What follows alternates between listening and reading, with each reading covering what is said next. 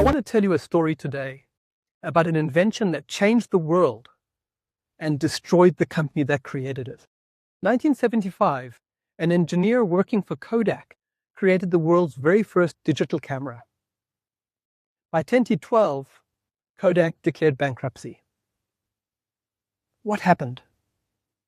This story gives us a really important clue about why many change efforts fail. You see, Kodak had plenty of smart people. They were able to create amazing technologies like the digital camera. They had deep pockets to be able to invest in new things. But there's one thing that Kodak didn't do that many change leaders also failed to do. They didn't prepare themselves for the changes that were taking place around them. When I think about change and what it's like to lead change, I like to use the idea of being a gardener. Now, every gardener we know wants to really enjoy the harvest. And they know that to get that harvest, you have to cultivate the plants. You've got to take care of them. You've got to make sure that the bugs are gone, that the weeds are out of the way, a little bit of pruning, a little bit of trimming. You have to do a bit of work to get to that rich harvest. But what many change leaders and some gardeners neglect is to really understand the importance of the preparation phase. What many people do is they want to jump right into get going. They have a goal and they want to just start cultivating and get to the harvest. But they are denying themselves the opportunity for success by skipping the preparing phase. I've identified 4 power moves that change leaders use when they are investing in the preparing phase. Map, mobilize, move, and message. 4 steps, all of them essential, and each interconnected with the others. This is what creates the foundation for change.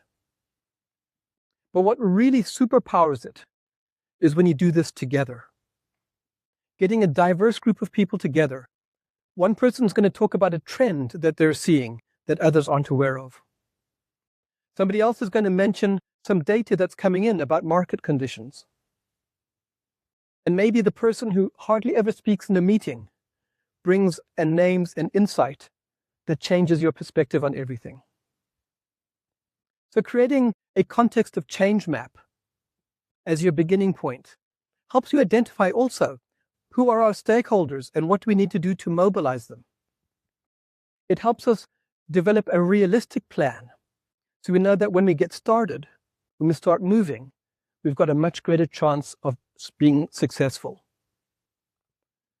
And finally, it enables us to work out what we need to be saying to different groups affected by the change so that they can understand why it's happening and what to expect.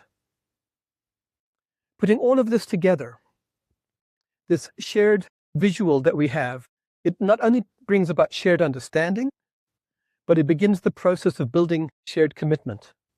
People who are being ready to support and invest in the change, not simply buying into empty words. What effective change leaders know is that they have to spend time, invest resources in the preparing phase. The leaders that I work with, as we do this work together, tell me that when they are more prepared, they are not surprised by unexpected challenges. That they can actually anticipate where some of the pushback is going to come from, and they're ready for it. They know what to do.